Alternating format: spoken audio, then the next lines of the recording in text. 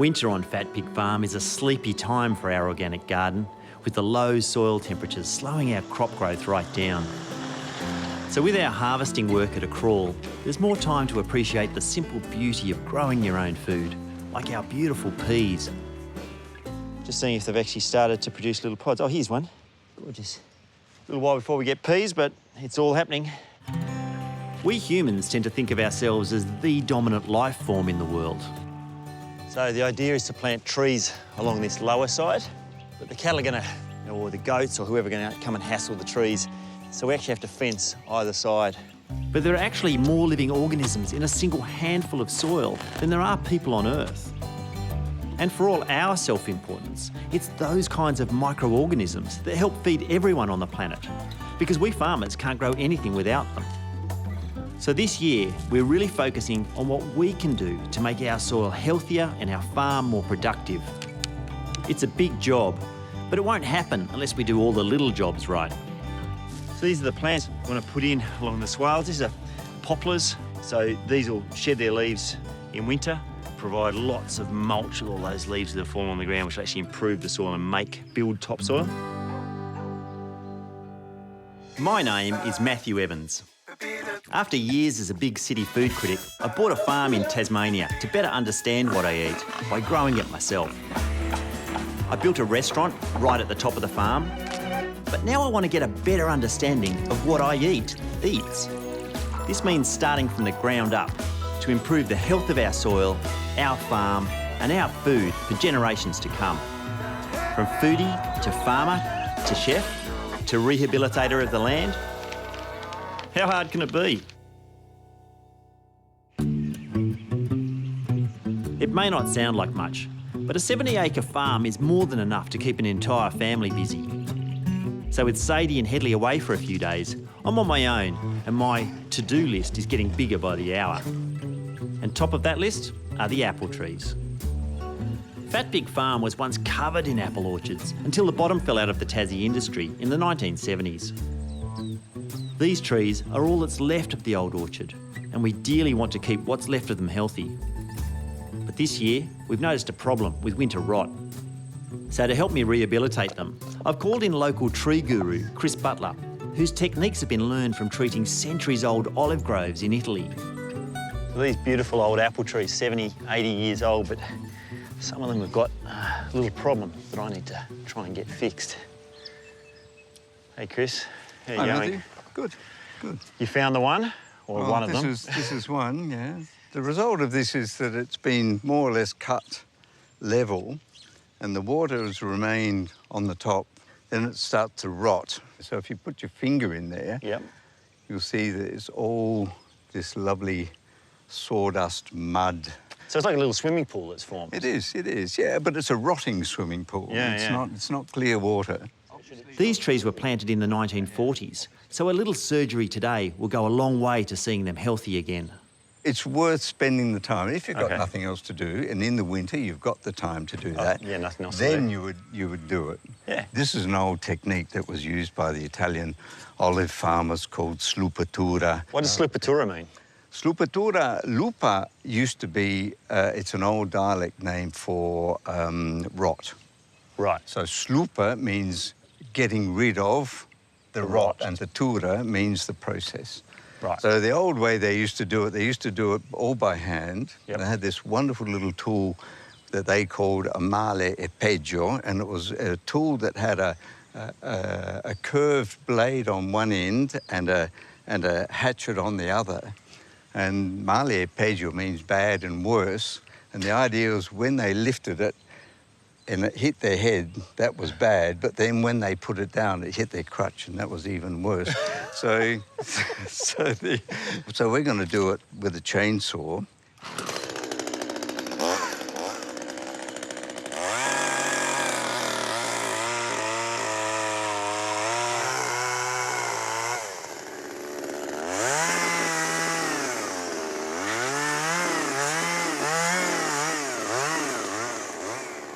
So now we can see what the issue was.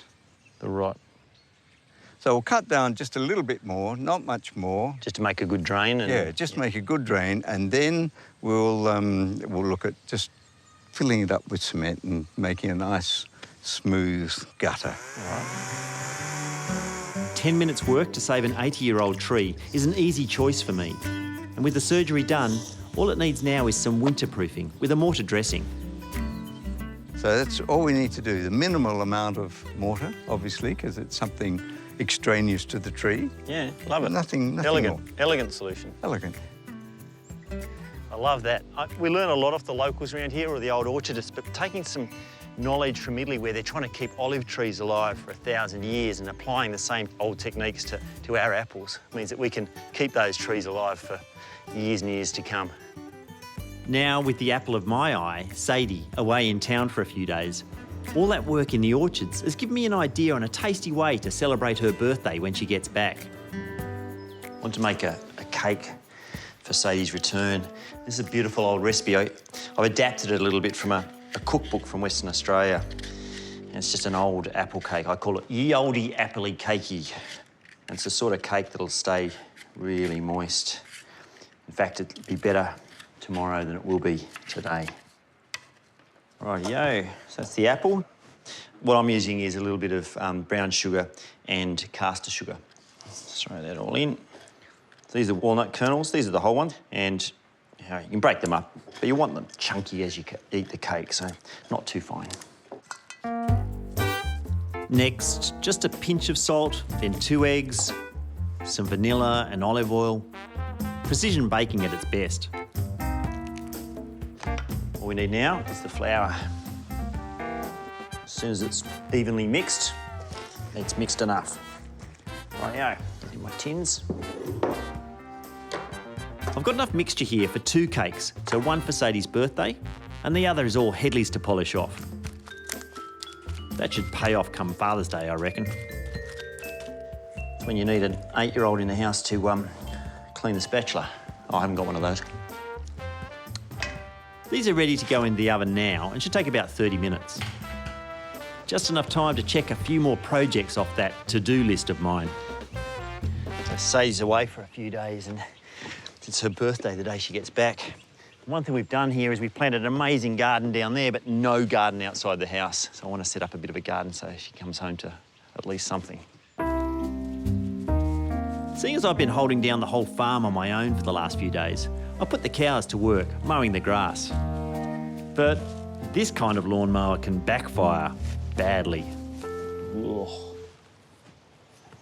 This is a beautiful camellia. What we want is a cottage garden, beautiful flowering plants.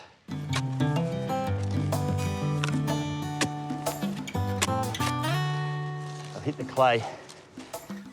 What I don't want to hit is the thing called signet cement. We've got this silt stone. Sometimes it's only this far under the ground, sometimes it's a metre down. Anyway, you can't, it's very hard to break that. Generally, the idea with camellias is to plant them in early spring. So seeing as it's the dead of winter, I've probably jumped the gun. But they also prefer to not be exposed to strong winds. So I hope Sadie likes them, because they're probably in for a hard life out here. What do you reckon? Oh. I've got a lot more to do out here. I really need to see if that cake's ready. I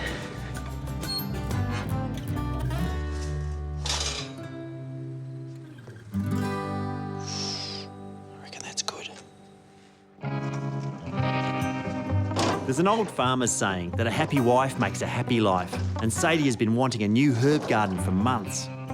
So part 2 of my birthday master plan is to whip one up before she and Headley get back. Come on. This old apple crate is perfect for what I need, but a mongrel to move. Right now, I'm glad it's rotten. Otherwise, I wouldn't have been able to lift it.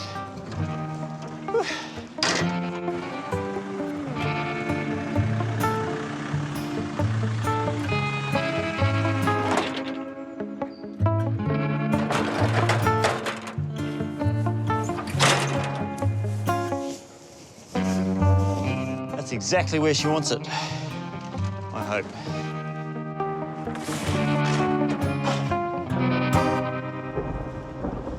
I'm just going to water this in well with a storm. And it should be ready to plant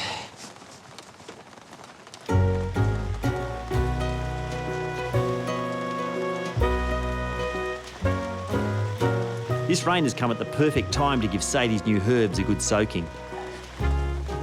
So a mix of things here, coriander, parsley, some thyme. Oh, just love having fresh thyme. Be able to walk straight out of the kitchen, pick up the herbs.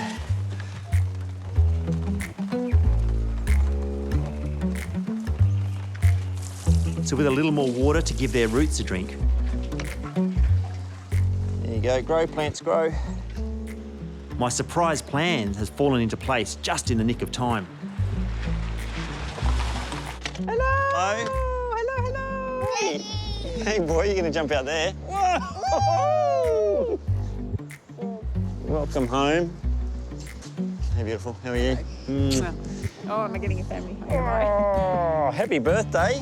Thank you. Oh, I've done something for you. Really? Yeah, walk this way. Is it a good thing? Yeah, it's a good thing. You've planted camellias. I planted trees. Oh my God, what trees have you planted? Trees that need shelter. Oh, I'm not sure that's quite the... It's beautiful. You wouldn't believe how much effort I went to. So beautiful. It's beautiful. It's beautiful, and I love camellias. You said you wanted a cottage garden. It's beautiful. Oh. Thank you. Oh, that's okay. But that's not all. Oh, you did. Oh, I'm so happy. Oh, you know, it's so fun. I had this in my head while I was away. I thought, I'm going to come back and I'm going to get that old apple crate and I'm going to move it, I'm going to fill it with dirt, I'm going to plant some herbs in there. You don't have to, it's done. You just have to throw some water on it sometimes. And that's really so easy to move. So if you want it moved 6 inches this way, ain't never gonna happen. Well, I kind of pictured it kind of here on the deck. Did you? I'm kidding. This cake may look a little rustic, but made with apples fresh from our 80-year-old apple trees, the flavour is 100% Fat Pig Farm. And cake. Cake! Cake. So I thought that might be a nice way to welcome you. Oh. Is that okay? So a herb garden. I love you. Yeah. And an apple cake and whipped cream. And I know you wouldn't want any of that. Yes, I would. Okay. Let's have some. But the fact is, the more we can experiment with what grows naturally on our land to flavour our restaurant menus, the less we damage the health of our soils. So because I've always wanted to serve a gin in the restaurant that's uniquely Fat Pig Farm, and gin can be infused with a wide variety of flavours, I've asked Tassie distiller Nat Fryer to come and help me find a few native plants that we can experiment with to distill our own gin. Bit of a bush bash. Very much a bush bash. Like this native kunzia. This is actually probably going to yield some really lovely results. That looks rubbish. It does. It looks innocuous, but I can tell you, I bet those fronds are full of gorgeous aroma. Want me to pass you some? Yeah. Thanks. So I'm tempted to eat it.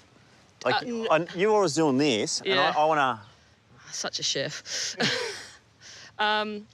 It's the oils and the aromas that are important when you're thinking about gin, not the woody, herby flavour, because really only the aroma is going to come across during any distillation process.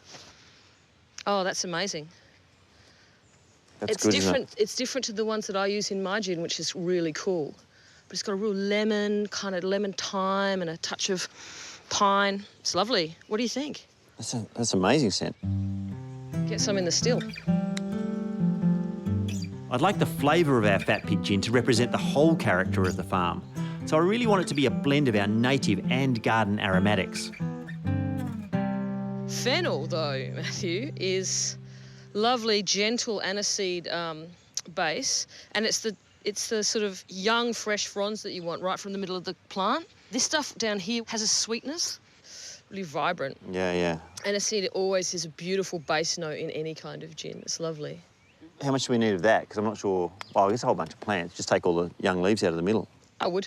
Yeah. But then they're not my plants, so I can say that. Nadia's not here, we can just do it. Yeah. All right. To get a clear idea of what our gin might taste like, Nat wants to experiment with water first, not alcohol. So after steeping our native kunzia and garden fennel for about an hour, the mixture is ready to be distilled. which will produce a pure blend of the two flavours. Okay, that's it. All the bits gone. Fantastic. Is that fire going enough? It should be. It just has to be hot enough that will bring this to the boil. Yeah. And then we'll pop that there. So what's going to happen is as this heats up, that steam will come across and comes into this. This is our condensing column. Yep. And all it is a copper coil inside a bath. So we'll pour cold water on this continually, and the exchange of heat from the steam to the cold water turns that steam back into a liquid, and that's how we'll capture all that flavour. Because this looks like a really ancient, old style. Look, these stills, doesn't matter what the size is an alembic still, a pot still. And if you go into the great distilleries in France where they make cognacs and armagnacs, you'll see giant versions of that fundamentally. Yeah. And this is the distillate coming across now. Look at that. And taste it. Taste that already? Yep. How is it? It's fantastic. Yeah. That's amazing. Now you keep pouring that so I can taste it, see what it tastes like. tell me. Yeah. Oh, yeah. It's got that amazing lemony, it's really captured it, hasn't it? We've only distilled our flavours today, not the alcohol. But infused with gin, I reckon our Kunzia and fennel combo will be spectacular. I'm surprised. I was thinking, I can't imagine that steam would capture that much. It's incredible, Of the actual particularly as this is a really rustic little setup that we've got going on here. So you're tasting it the whole time? Pretty much.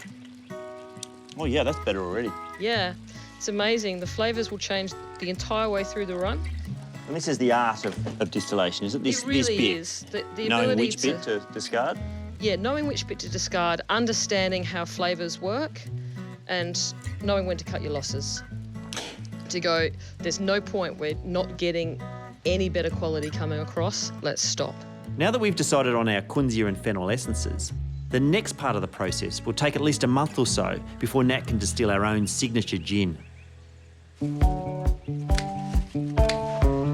The plain truth of life on Fat Pig Farm is the seasons rule everything. What we wear, the work we do, what crops we can sow, what crops can be harvested, and of course, what's growing in the garden for our guests to eat. So it's important to plan and plant crops ahead of time. Last spring, I experimented with planting our first crop of flint corn. So come winter, it'd be ready to use as an alternative to what's not growing in the garden. This is the corn that we've been drying. It's flint corn, so it's the drying stuff that you turn into polenta, I guess, or cornmeal. Got to get these kernels off somehow. There they go. Oh, it's like popcorn. The idea with this corn is to be able to grow something that'll fill in the lean months. When the potatoes have gone soft, hopefully we can serve polenta. So I bought this mill. It's a stone mill. And I've just got to work out how to put it together.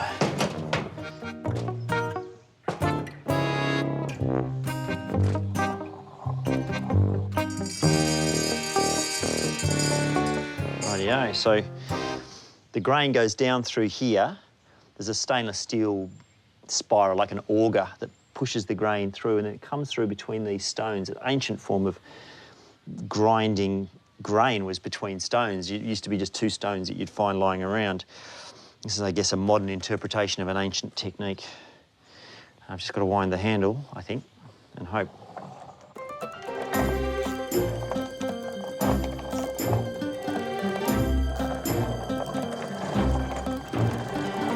I often wonder when we do things like this that seem really labour intensive, but this is a way more efficient way than it would have been done traditionally.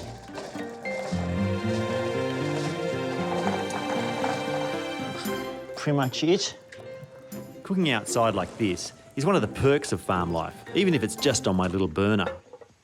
I reckon there's about a cup and a half of polenta there, and about a litre and a half of water. You stir the polenta, it's going to thicken, and then it's kind of like a volcano. At the end, it'll be spitting hot cornmeal in the air, and that's a sign that it's getting close to ready.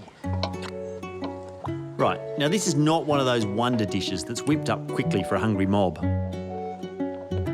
It only took an hour of effort to grind 500 grams of stone-milled polenta like this, but it then needs at least 45 minutes of continual stirring before it's even ready to flavour. It's boiled down a bit, starting to get quite thick. The smell's changed completely. At first it was sort of gluey, earthy, you know, not the most attractive smell, but it's come up really fragrant now. So I've got a knob of butter I'm going to pop in. I'm adding grated cheese. This is actually Parmesan. I reckon that's enough.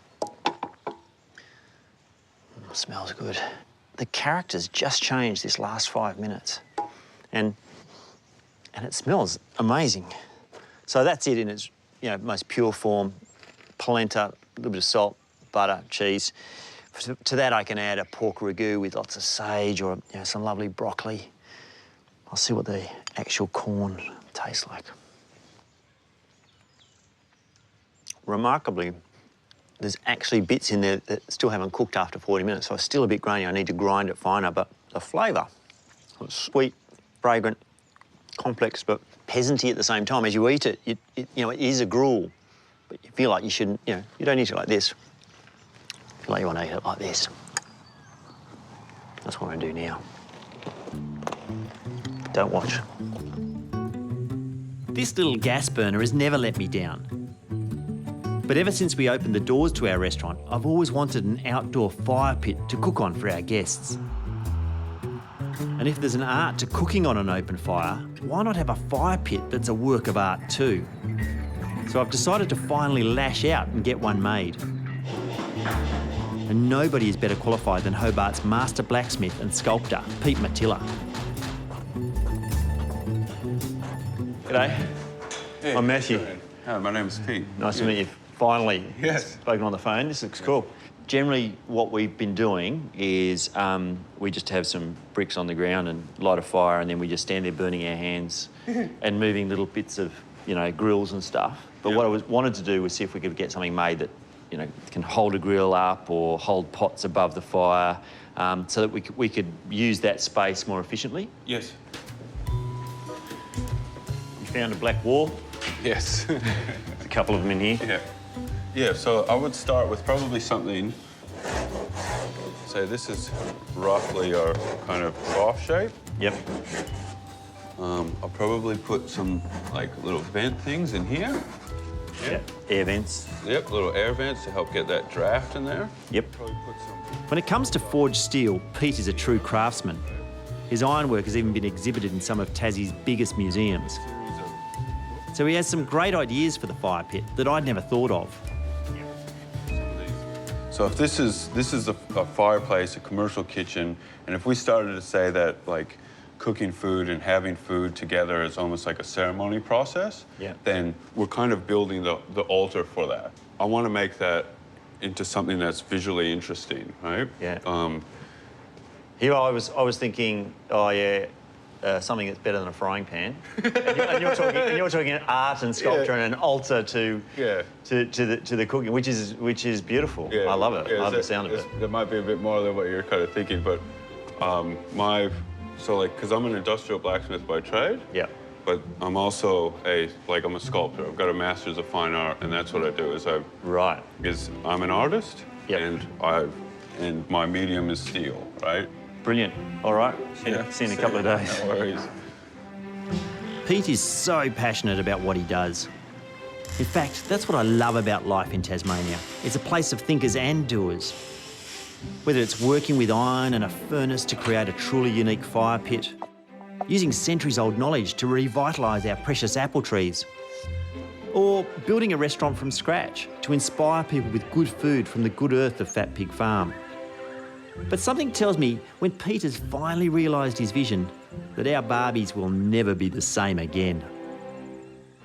It's exciting. You could have that as almost like a prep station. Yeah, it's brilliant. It's like a little table. Come on. Go, hurry up.